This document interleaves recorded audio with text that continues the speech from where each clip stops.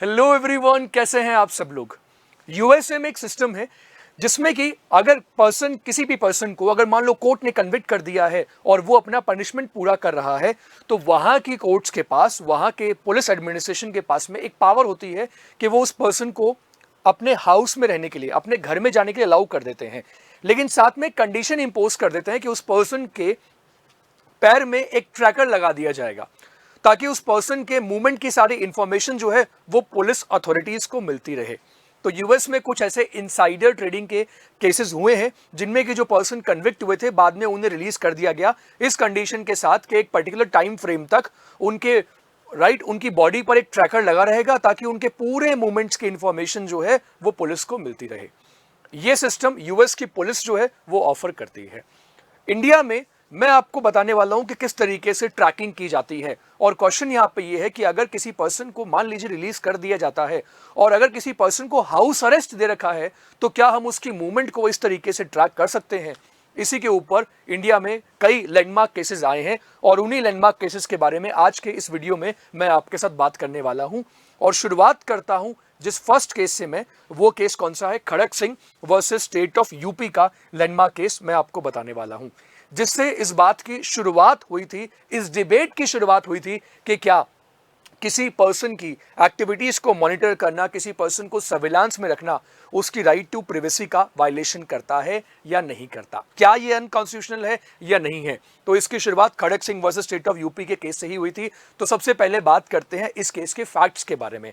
तो पहले मैं बताता हूं कि इस केस के फैक्ट्स क्या हैं। यहां पे आप देख सकते हैं ये केस की साइटेशन लिखी हुई है, Khadak Singh versus state of UP, AIR 1963, supreme court 1295 और 18 दिसंबर 1962 को इसके ऊपर ऑनरेबल कोर्ट का जजमेंट जो था, सुप्रीम कोर्ट का, ऑनरेबल सुप्रीम कोर्ट का जजमेंट इस केस में आया था। अब सबसे पहले बात करते हैं ये केस था किसके बारे में। खड़क सिंह नाम का एक पर्सन जिन्हें अरेस्ट किया गया एक डकैती के केस में। उसके बाद जब इस केस का ट्रायल चला तो ट्रायल में ऐसे कोई एविडेंस नहीं मिले जिससे कि यह बात साबित की जा सके कि खड़क सिंह उस डकैती में शामिल थे। तो एविडेंस नहीं मिले, इसकी वजह से उन्हें उस केस से रिलीज कर दिया गया। उनका एक्विटल हो गया केस में। लेकिन उसके बाद यूपी पुलिस ने क्या किया, यूपी पुलिस ने उन्हें हिस्ट्री शीटर मान लिया और एक हिस्ट्री शीट जो थी वो ओपन कर ली और खड़क सिंह नाम के पर्सन को, जो कि इस केस में पिटिशनर है, उन्हें हिस्ट्री शीटर्स की लिस्ट में डाल दिया। जिस केस में अरेस्ट किया गया था उस केस में क्योंकि उनके अगेंस्ट में एविडेंसेस नहीं मिले थे इसलिए उनका एक्विटल हो गया था। लेकिन यहां पे मैं आपको बता देता हूं कि यूपी पुलिस की रेगुलेशन है जो पुलिस को इस बात की परमिशन देती है कि पुलिस अगर चाहे तो किसी ऐसे पर्सन को जो कि हिस्ट्री शीटर्स की लिस्ट में आता है उनके मूवमेंट्स को सर्विलांस पे रख सकता है। सो यहां पे regulation number 228 of chapter 20 of police regulation जो डिफाइन करता है कि हिस्ट्री शीट क्या होती है, जिसको हम बोलेंगे personal record of criminal under surveillance. तो उनका सर्विलांस जो था वो पुलिस ने शुरू कर दिया। अब सर्विलांस किस तरीके से चल रहा था ये मैं आपको बता देता हूं। अब यहां पे पिटिशनर का ये कहना था कि पुलिस के जो कांस्टेबल, यूपी पुलिस के कांस्टेबल, इसके साथ साथ जो विलेज में जो गार्ड होते थे वो रात में या कभी भी उनके घर पे आ जाते थे और बार बार उनके घर पर आकर उनके बारे में इंफॉर्मेशन डिमांड की जाती थी। रात में कई बार खड़क सिंह जो पिटिशनर थे इस केस में, उन्हें उठाकर पुलिस स्टेशन भी ले जाया जाता था और पुलिस स्टेशन में उनके रिकॉर्ड रजिस्टर करवाए जाते थे और उनके हर मूवमेंट की इंफॉर्मेशन उन्हें पुलिस के साथ शेयर करनी होती थी। और अगर वो अपने गांव से, अपने विलेज से कहीं बाहर भी जा रहे हैं तो भी वो पुलिस को सारी इंफॉर्मेशन शेयर करेंगे। इसके साथ साथ उन्हें यह भी बताना पड़ता था कि उनकी इनकम क्या है, उनके एसेट कितने हैं, उन्हें कहां से क्या क्या उनकी इनकम हो रही है, ये सारी डिटेल उन्हें पुलिस के साथ शेयर करनी होती थी। और वो कहते थे कि रात को जब वो सो भी रहे होते थे तो पुलिस वाले उनके घर पे आते थे, पुलिस के कांस्टेबल आकर और उनके घर के डोर को जोर से बजाते थे और उनकी नींद डिस्टर्ब होती थी और राइट टू स्लीप उनका डिस्टर्ब होता था और उन्हें पुलिस वाले ले जाते थे पुलिस स्टेशन और वहां पे उनसे प्रॉपर रिकॉर्ड, उनकी जो एंट्री थी वो करवाई जाती थी। वो अपनी विलेज से कहीं भी जाते थे तो उन्हें इंश्योर करना होता था कि वो पहले पुलिस स्टेशन को इन्फॉर्म करें। अगर वो पुलिस स्टेशन को इन्फॉर्म नहीं करेंगे तो उसके कॉन्सिक्वेंसेस उन्हें बियर करने पड़ेंगे। तो उनका हर एक मूवमेंट पुलिस को पता रहना जरूरी होता था। और हर एक पर्सनल प्रोफेशनल डिटेल्स भी उन्हें पुलिस के साथ शेयर करनी पड़ती थी। इसी बात को लेकर वो पहुंच गए कहां? वो पहुंच गए ऑनरेबल सुप्रीम कोर्ट में।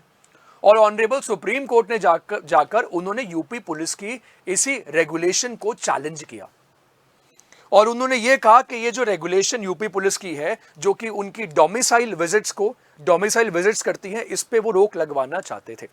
उनका कहना था कि यूपी पुलिस की ये जो रेगुलेशन है, जो उन्हें सर्विलांस करने की पावर देती है कि कोई भी अगर हिस्ट्री शीटर है उसका सर्विलांस कर सकते हैं, लेकिन सर्विलांस के ऊपर भी एक रेस्ट्रिक्शन होनी चाहिए। किसी भी समय, रात के समय भी किसी व्यक्ति के घर पे जाना, किसी पर्सन के घर पे जाना और उसको नींद से उठाना, डोमिसाइल विजिट किसी भी टाइम करना, उसकी प्राइवेसी के राइट का कहीं ना कहीं वायलेशन करता है। तो उन्होंने अपनी इस पिटिशन में यह कहा कि ये उनके आर्टिकल 19 के क्लॉज 1 सब क्लॉज डी का वायलेशन करता है। और इसके साथ साथ उन्होंने ये भी कहा कि ये article 21 of the Indian constitution का भी वायलेशन करता है। तो हमें दो आर्टिकल्स यहां पे अच्छे से याद रखने हैं। Article number first is article 19 clause 1 sub clause D, और इसके साथ दूसरा आर्टिकल 21। अब आर्टिकल 21 जिसके बारे में आप सब लोग जानते हैं, और आर्टिकल 21 के ऊपर बहुत सारे लैंडमार्क जजमेंट्स जो हैं वो आ चुके हैं, जो इसके अलग अलग एस्पेक्ट्स को कवर करते हैं। और उन्होंने कहा कि ये मेरे फंडामेंटल राइट का वायलेशन करता है। अब ऑनरेबल सुप्रीम कोर्ट ने इस केस में क्या माना? ऑनरेबल सुप्रीम कोर्ट ने जो रेगुलेशन थी यूपी पुलिस की, रेगुलेशन 236B, उन्होंने कहा कि जो डोमिसिलरी विजिट्स पुलिस कर रही है, इसको ऑनरेबल सुप्रीम कोर्ट ने क्या माना? अनकॉन्स्टिट्यूशनल माना। और अनकॉन्स्टिट्यूशनल मानते हुए ऑनरेबल सुप्रीम कोर्ट ने उनकी जो रिट पिटिशन थी, इसमें मैंडेमस की रिट में डायरेक्शंस इशू कर दिए पुलिस को कि पुलिस इस तरीके से किसी भी हिस्ट्री शीटर के घर में बार बार विजिट्स नहीं कर सकती। लेकिन ऑनरेबल सुप्रीम कोर्ट ने इस केस में राइट टू प्रिवेसी को एक फंडामेंटल राइट नहीं माना under article 21 of the Indian constitution. UP police की रेगुलेशन को तो अनकॉन्स्टिट्यूशनल मान लिया और यह बोल दिया कि हां, जो यूपी पुलिस की रेगुलेशन के अकॉर्डिंग जो उन्होंने प्रोसीडिंग्स की हैं वो सही नहीं है, क्योंकि वो हमारे कॉन्स्टिट्यूशनल राइट्स का वायलेशन करती हैं। लेकिन इस केस में ऑनरेबल सुप्रीम कोर्ट ने राइट टू प्रिवेसी को एक फंडामेंटल राइट रिकॉग्नाइज नहीं किया था। लेकिन इस केस ने राइट टू प्रिवेसी की एक फाउंडेशन जो थी वो डाल दी थी, एक फाउंडेशन को स्टैब्लिश किया। अगर आप पूछेंगे कि वो कैसे स्टैब्लिश किया, अब मैं आपको बताता हूं।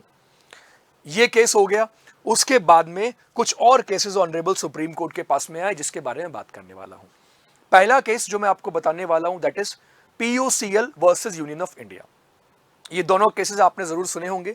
ये तीनों लैंडमार्क केसेस हैं जो हमारे लिए काफी इंपॉर्टेंट है एग्जाम पॉइंट ऑफ व्यू से। तो PUCL versus union of India का जब केस आया, तो उस केस में फिर क्या हुआ ये देखिए। उस केस में बाद में चैलेंज किया गया section 5 of the Indian telegraph act को, और इंडियन टेलीग्राफ एक्ट के सेक्शन 5 को चैलेंज करते हुए ये कहा कि अगर किसी के फोन को टैप किया जा रहा है तो वो भी हमारी प्राइवेसी का कहीं ना कहीं वायलेशन है under article 21 of the Indian constitution. और फिर उस केस में ये बात ऑनरेबल सुप्रीम कोर्ट ने मानी कि आप किसी का फोन टैप जो है वो without following the required procedure phone tap नहीं कर सकते, क्योंकि फोन टैप करना भी किसी के फंडामेंटल राइट्स का वायलेशन करता है। उसके ऊपर कुछ गाइडलाइंस है जिसके बारे में हम किसी और वीडियो में डिस्कस करेंगे। लेकिन जो सबसे इंपॉर्टेंट केस अब आया, वो केस था किसका? Justice KS Puttaswamy versus union of India का केस। और यही केस जो कि पॉपुलरली जाना जाता है द आधार केस के नाम से।